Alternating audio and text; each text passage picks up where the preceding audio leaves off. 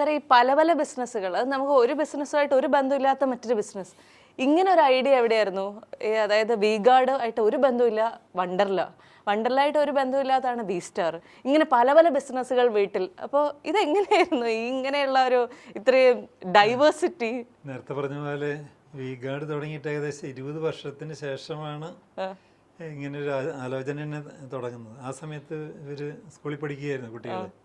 അപ്പോൾ അവർക്ക് പലപ്പോഴും വിദേശയാത്ര നടത്തുമ്പോൾ അവർക്ക് വേണ്ടിയിട്ട് നാട്ടിലെ അമ്യൂസ്മെന്റ് പാർക്കുകളിൽ പോകാറുണ്ട്. അപ്പോൾ അതിൻ്റെ ഒരു ചെറിയ പതിപ്പ് എന്തുകൊണ്ട് കൊച്ചിയിൽ കൊണ്ടുവന്നുകൂടാ എന്നുള്ളൊരു ആശയം വെച്ചിട്ടായിരുന്നു വീഗാലാൻഡ് കൊച്ചിയിൽ തുടങ്ങിയത്. അത് 2000-ലാണ് ഇനോഗ്രേറ്റ് ചെയ്യുന്നത്, 2000-ലാണ്. അപ്പോഴേക്കും ഞാൻ നേരത്തെ പറഞ്ഞ മാതിരി വി ഗാർഡ് തുടങ്ങിയിട്ട് 22 വർഷവും കഴിഞ്ഞിട്ടുണ്ടായിരുന്നു. അപ്പോൾ എന്തുകൊണ്ട് അങ്ങനെ ചെറിയൊരു സ്ഥാപനം തുടങ്ങിക്കൂടാ എന്നുള്ളൊരു ഐഡിയയിലായിരുന്നു അത് തുടങ്ങാൻ കാര്യം.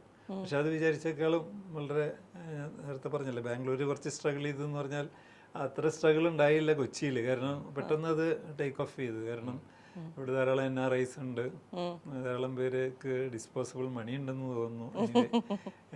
അല്ലെങ്കിലും കേരളം ഒരു നല്ലൊരു കൺസ്യൂമർ സ്റ്റേറ്റ് ആണല്ലോ. അപ്പോൾ അതിൻ്റെ സക്സസ് ഒക്കെ ആലോചിച്ചിട്ടാണ് പിന്നെ വണ്ടർല ബാംഗ്ലൂർ തുടങ്ങാൻ കാരണം.